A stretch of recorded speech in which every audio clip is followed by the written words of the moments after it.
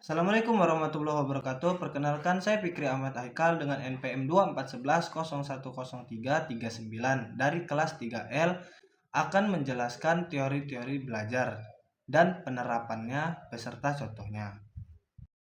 Teori belajar sangat penting bagi guru untuk menerapkan strategi, metode, dan juga kegiatan belajar. Supaya apa? Supaya belajar itu lebih efektif untuk mencapai tujuannya. Dalam kesempatan ini, saya akan menjelaskan 3 teori belajar.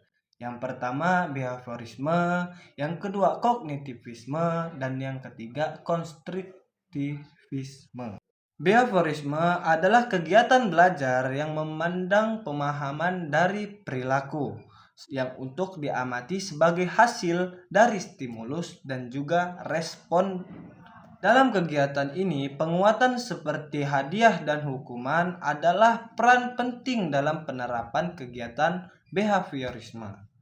Contoh penerapannya, ketika ada murid yang aktif dalam pembelajaran, ketika murid itu berperilaku baik, nah itu akan mendapatkan nilai tambahan dan juga pujian. Tapi sebaliknya, ketika murid melawan aturan, nah tidak pernah bertanya, tidak aktif di dalam kelas, maka itu akan mendapat pengurangan nilai atau tidak mendapatkan nilai tambahan. Dengan cara ini, siswa akan mematuhi aturan dan juga siswa akan aktif untuk mendapatkan nilai supaya mereka lulus dengan nilai yang sempurna, nilai yang baik. Kedua adalah kognitivisme, menekankan bahwa proses belajar adalah proses mental. Proses di mana siswa akan memahami, menghafal, dan juga mengingat sebuah hal yang dipelajari untuk menyelesaikan masalah sendiri.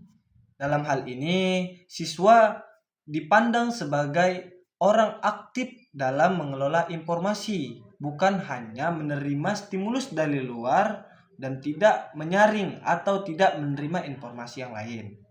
Contohnya, seperti guru memberikan peta konsep dan diagram. Nah, di dalam ini guru memang niatnya adalah untuk memudahkan siswa dalam memahami konsep.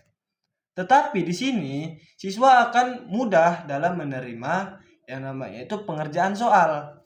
Karena dia tahu nih, nah ini konsepnya itu di sini sama ini saling berhubungan di sini. Nah, seperti itu. Dari situ guru akan membuat siswa itu dapat menyimpulkan apa yang diterangkan dan dapat menyimpulkan bahwa setiap yang diajarkan ada terkaitan. Nah, seperti contohnya itu kita menjelaskan sejarah, misal sejarah Islam, maka itu ada konsepnya. Nah, ini ada khilafah, nah cabangnya ada 4, terus nah bawah-bawahnya, nah seperti itu. Ketiga adalah konstruktivisme, yaitu kegiatan belajar dengan guru sebagai fasilitator bukan sebagai ilmu utama. Caranya seperti apa? Caranya itu guru memberikan yang namanya kelompok untuk berdiskusi seperti itu. Jadi murid itu belajar dari pengalaman, dari interaksinya. Nah, dengan ini murid akan lebih aktif, lebih luas pengetahuannya karena bukan hanya dari guru. Nah, ini bisa membuat murid itu menjadi luas pengetahuan dengan cara apapun itu. Mau itu dengan chat GPT kalau zaman sekarang, buku, banyak banget.